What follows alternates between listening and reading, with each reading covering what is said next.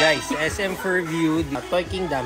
May mga bagong dating daw sila dito sa Voltes 5 nila. Ayan. Check natin yung mga bago nila. So they have here yung parang bricks or blocks nila. Blocks figure.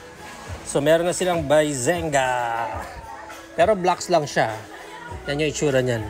And the price of this one is 1,700 siya. Yan. O, dito yan ha, Toy Kingdom sa may SM Fairview. May available na to sa kanila. Si Dokugaga. Yan. Blocks figure din.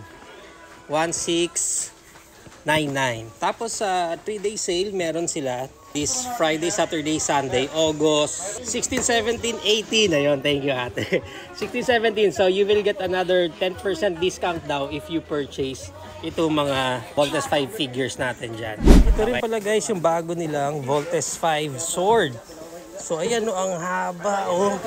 Ilang feet siya? Sa mga 115 cm laser sword. Limited edition. Ayan guys, limited edition ang nakalagay. And the price is 2,699. But again, kung i-avail nyo to sa 3DS nila or 3-day sale nila, makaka-avail kayo ng 10% discount pa. Okay, so yan, ganyang kahaba yan. Iba pa yan doon sa sword nila na yun. Yan, iba pa yan dyan sa sword na yan. Ha? Pero this one, sobrang laki niyan guys. So, nandito pa yung mga iba natin na previous nila, na mga releases na Voltes 5. And also this one, no, yung malaki nila. Available pa yan dyan. Available pa yung mga yan. Dito yan sa SM Fairview, Toy Kingdom. Papunta na lang kayo. Mukhang maganda tong dalawang to. Yan, pero di kasi ako nagbablocks Pero kung kayo, interesting yan.